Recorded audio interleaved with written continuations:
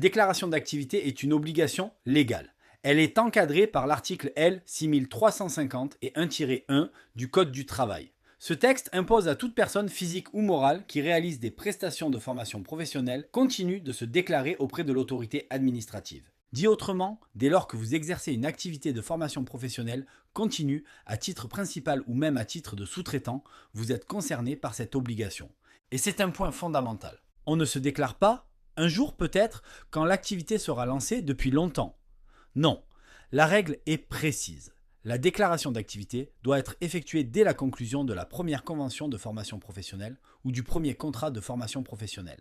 Il y a donc un déclencheur très clair, la première action contractualisée. À partir de là, vous devez transmettre un dossier complet à la DRET de la région de votre siège social. Et ce dossier doit être déposé dans un délai de 3 mois suivant cette première action.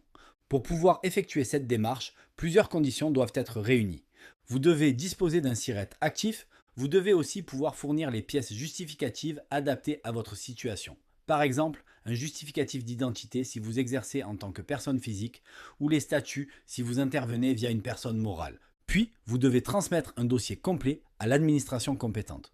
Lorsque ce dossier est validé, l'administration vous délivre un numéro de déclaration d'activité, souvent appelé NDA, et ce numéro a une fonction très précise. Il sert à identifier administrativement votre activité de formation. Il doit figurer sur les documents officiels liés à votre activité, notamment les conventions, les devis et les factures. Mais attention, et c'est ici qu'une confusion est très fréquente. Le numéro de déclaration d'activité n'est pas un label qualité. Je le répète parce que c'est essentiel.